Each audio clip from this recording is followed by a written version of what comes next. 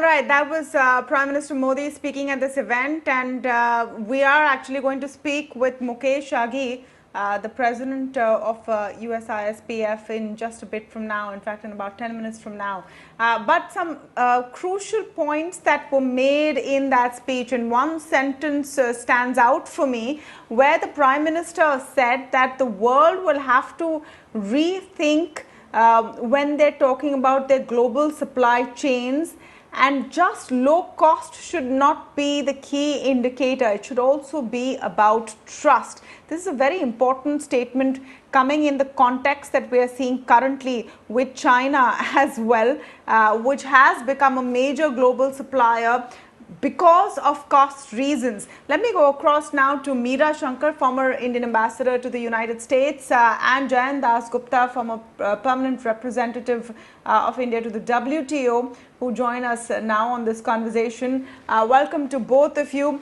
Ms. Shankar, let me just get your take on some of the key points. Prime Minister Modi is sticking to the script as he usually does in such events, talking about how India is becoming more investment friendly, how the United States can come in. But I think the other really big, change in the India-US relationship is how openly cooperative the statements have become, especially on China. You hear from Mike Pompeo again and again, just yesterday, in fact, berating China for its aggressive stance on the LAC. Yes, this is something new, actually, because traditionally the US has tried to adopt a neutral position on the border disputes that China has had with many countries, including between China and Japan, where they were committed by alliance to defend Japan. Their stand was that we are committed to Japan's defense, but we don't take a position on the territorial dispute.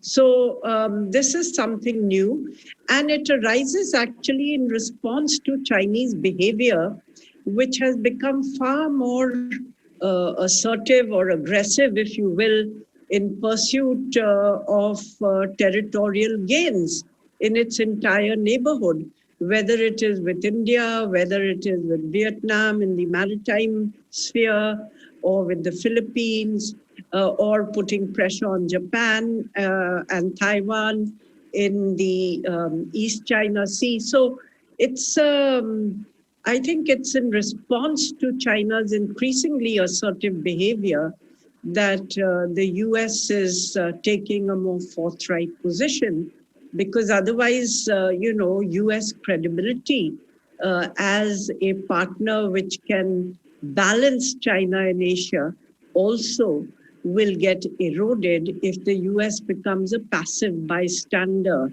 to all that is happening. So from our point of view, it's welcome.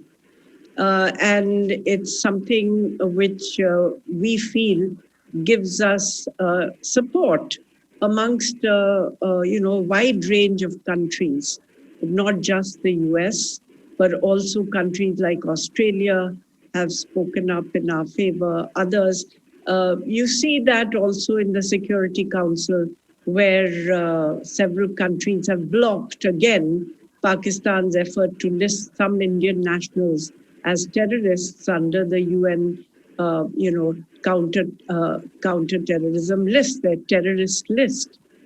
So I think that international support is important, though finally India has to rely, in the confrontation with China, it has to rely on its own resources and strength. But to build those resources and capabilities, it has to seek the support of all countries who are like-minded and have similar concerns and are willing to help with economically, technologically, for India to achieve its potential. Yes. Okay. I want to, understand from Jayan Das Gupta how this sort of statement of support and, what the US is saying right now vis-a-vis China, or the world is saying supporting India, how does it translate into things like more investment in India, moving some of those supply chains from China to India, because that actually is the true test of it all, isn't it? Especially when you have the Prime Minister saying very clearly that countries around the world have to rethink their global supply chains, not only in terms of cost, but also of trust. And that's where India comes in. There are two aspects to this issue. The first one is that we have to get our own house in order. If we have too much of red tape, if we have a problem with ease of doing business, if we have certain policies which come in the way of facilitating investments or making investments easy, or the transfer of technology, then these things have to be dismantled and the red carpet has to be laid out for investments to flow in. And who are going to invest? The countries which have the technological know-how and which have the capital. And of course, the US will come at the top of that list, followed by Japan and some European countries. So that is the first part. The second part is about shifting the supply chain away from China so as to reduce the dependence on China. And in this context, 3 days ago, there was a meeting of the commerce ministers of India, Japan, and Australia. And the supply chain resilience initiative has been kick-started. And there is going to be a kind of a concrete outcome in another 2-3 months. And the US is also looking at it with a great deal of interest. And it may also join in as an observer or maybe as an active participant. That having been said, the second point is about, in this context, is about the ASEAN nations, which are already tied up with China in a big manner in the supply chain. And they also have linkages with Japan and with Australia. So this SPRI is going to move the ASEAN countries also to become a part of this initiative. And of course, this will mean that China will get excluded from this in some way or the other.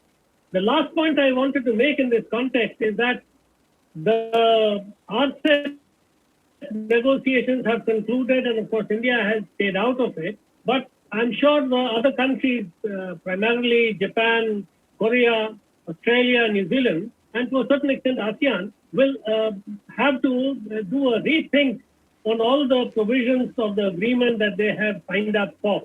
And it also means that there would be some political calculations made because of the very aggressive gestures that the Chinese have been making in the recent past few months.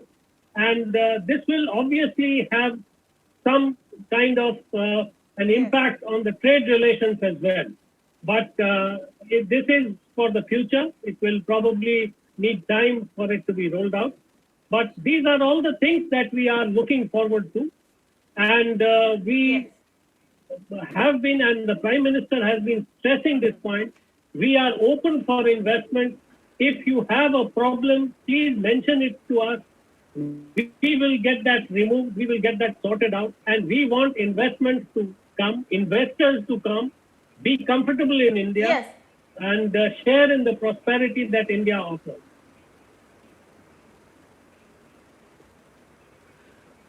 No, that's true. But the open for investment slogan is one that has been around for a while. Before our eyes, we have seen major manufacturing hubs, if they're moving out of China, divert to Bangladesh, Vietnam, etc. I want to just take that question, get a perspective from Meera Shankar also. The strategic support is there. I mean, there's going to be another Quad meet, etc. All of that is there because India evokes that kind of trust. How does it translate to trade? How does it translate to the increase in investment that India has been, asking for over the years? Well, I think we have to go a little beyond just the ease of doing business that we have been talking about, where we have, our ranking has improved. I think we have to look very closely at the cost of doing business, because a business proposition is one where they look at aspects of cost. And if you look at the cost of doing business, it's very, very high in India. Labor costs may be reasonably low, but our productivity is poor. And then if you look at the cost of land, the cost of finance, the cost of electricity for industry, all these are amongst the highest in the world. So you have to take specific actions to address some of these issues. For instance, in land, can we give land on long lease? The government must pool land, must provide the infrastructure, and have plug and play ready facilities to say, look, if you want to come, here's some place where you could come. We have this industry park, come and set up something here. And they should be even prepared to look at long leases or other ways in which, through flexible approaches, the cost of doing business in India could be reduced. Otherwise, the business case becomes poor. It's only your market. And if through free trade agreements, there is access to your market from other countries where manufacturing is easier and cheaper, many companies prefer to do that. So either then you have recourse to a little bit of protectionism, but you also need to address these issues where, you can make things more flexible and a little more cost effective. Of course, now it's not only costs that companies will be looking at, they are also looking at resilience and de-risking, if you will, not becoming totally dependent on one country. But we've seen a lot of these value chains move out to countries like Vietnam and Bangladesh rather than come to India. We have had some minor success in getting some of the telecom, Foxconn and Apple to commit to building some percentage of their production in India, because the Indian market is a large one and they want to diversify and de-risk. So I think these are the two aspects we have to stress. I want to welcome, yes. Sure. The cost of doing business. Yes, ma'am. I want to welcome on to the conversation. Mr. Mukesh Aghi, the president of the USISPF. He has just finished a speech after Prime Minister Modi spoke and has joined us directly after that. Mr. Aghi, good evening. And thank you for speaking with us after an excellent 2-day session.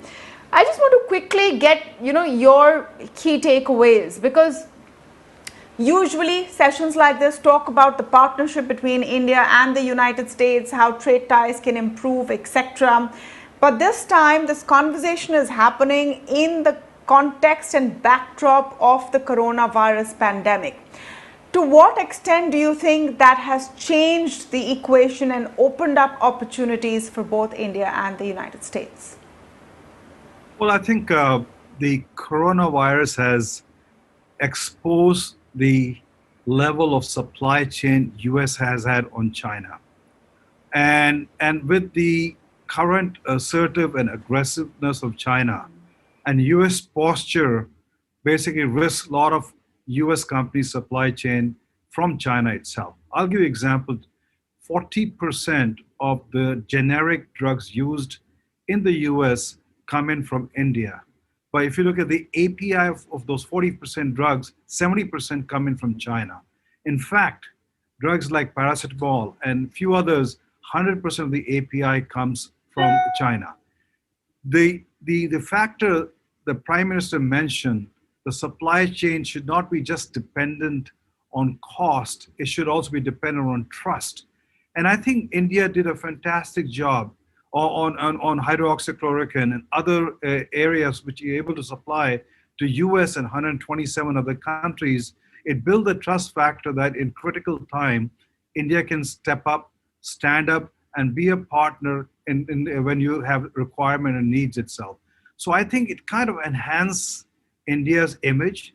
The question is how do you basically leverage that movement of supply chain from China within Asia? That means you have to compete with Vietnam, Cambodia, Thailand, Bangladesh, and other countries. And that's where you have to improve things to make India the number one destination for these companies.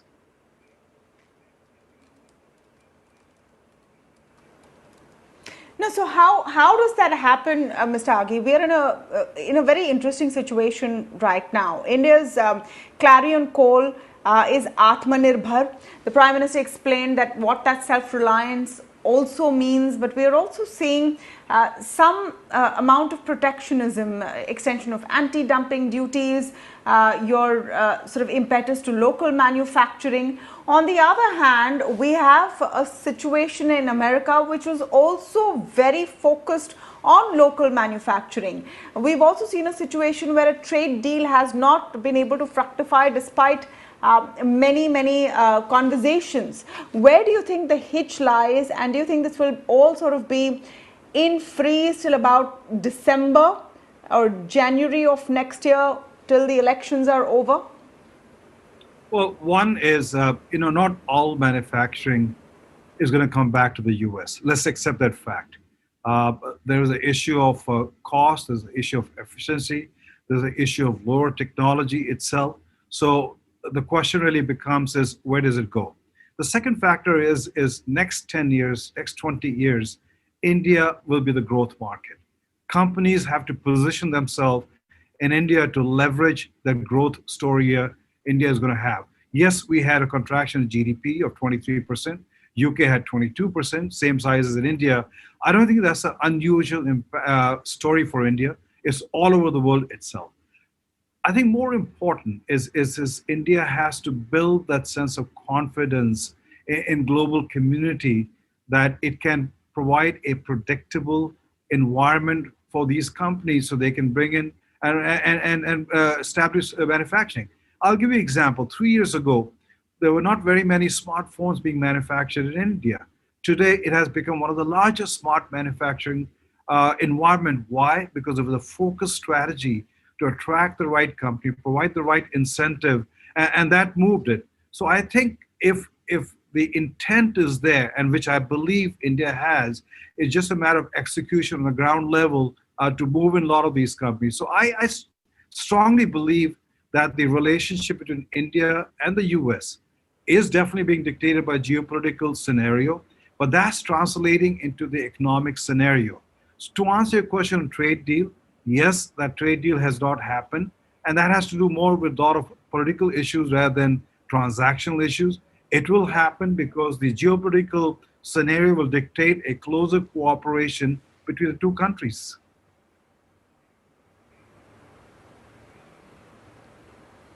What are the sectors where you see a clearer synergy, Mr. Agi? We spoke about telecom hardware, we spoke about pharmaceuticals, but what are the other sort of sectors where you see a closer synergy and some of that, global supply chain diverting to India? Well, let's start with the energy.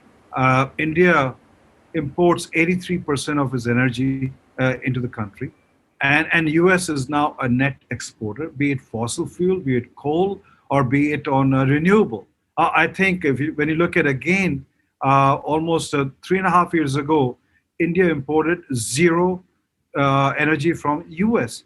And as of now, the number has gone to $9 billion worth of energy coming in. So I believe there is a tremendous potential to explore energy security partnership. In fact, there's discussion going on where India can store its oil reserve in the US, because from a security perspective, you need at least minimum 100 days of oil reserve itself. You can explore on the high-tech side. You can focus on cybersecurity. Both countries have the know-withal and technology to leverage that. So I think the potential beyond electronics and pharma is very, very large. I think we talked about on the service sector itself. India has big four companies with almost 300,000 employees. Why can't we have an Indian big five coming in, providing those services on a global basis? And I think that's the direction we are looking at. So we strongly believe the potential of growth and partnership between two countries are very high. It's just a matter of trying to keep on making sure the calibration keep on taking place rather than a conflict from a policy perspective. And so the potential we think is going to be a win-win for both countries. Yes. You know, Mr. Dasgupta, let me take that second part of the question to you. When will we really get a move on? I mean, are we looking at sort of a pause button on a concrete trade deal till the November elections end? The mood right now in the United States is completely focused on the elections and politics. From the reports that have come up, it has been clarified by our Ministry of Commerce that we are very, very close to signing the trade deal. And the delay is perhaps on account of the US trying to find an opportune time to sign it. And I think the USTR has also been quoted saying that if we don't do it before the elections, we'll do it soon afterwards. So the inclination and the intention is very clear that we will sign a mini trade deal. So that is not going to be a problem, I think. The issue is that whatever we sign between the US and India will also have to be provided, if it concerns tariffs, it will also have to be provided to the rest of the world, that is the WTO membership, including China. So that poses a little bit of a problem. If it is a niche item with the US exports and we want to give concessions for such things, it is very much in the realm of possibility and it will help both sides. So that is there. But the issue of a larger trade deal, which means an FTA between the US and India, that is something which has also been talked about, but not very in a broad audience. And that will have very different implications. So India has to study that. Yes? Yes. No, I just have a very little time left on the discussion, and I wanted a last quick word from Ms. Meera Shankar. Quick word, please, ma'am. Does it make a difference who wins the next election? Will that, in the sense, I'm talking in the Indian context, will that have an impact on the kind of trade deal we actually end up signing? I'm not so sure. I think that the issues really have been, running as a stream from administration to administration. And while the Trump administration has been more protectionist, it actually reflects a wider trend in the US. We shouldn't see it as individual, prejudices of President Trump, which he does believe in. He believes in, America first. But it represents a broader trend in the US that globalization has benefited, large developing countries like China and India, and that it has led to a loss of jobs, shifting of manufacturing, and a downward pressure on wages in the United States. So I think that we would probably have the same issues. And I would say both candidates would like to strengthen the economic relationship with India. I think partly, as far as I know about the trade deal, while we may have agreed on certain issues, there are also larger issues which some US companies want to bring onto the table, such as issues of data localization, and the whole technology sector. So that becomes a far more complex issue if it is brought in, because it's something which is being discussed at a global level and will Sure, need a and global consensus. these have been in the works. These have been in the works for a while now. Yes, I'm afraid I must take a very short break. But I want to thank all of you for joining us on the conversation this evening. The India-US partnership has gotten stronger. A trade deal is in the works. It's a matter of when rather than if. We'll take a very short break, but on the other side, we have an interesting conversation for you with market veteran Saurabh Mukherjee, who's talking about how he sees the choppy waters of the market and why he is not very bullish on RIL. Don't go away.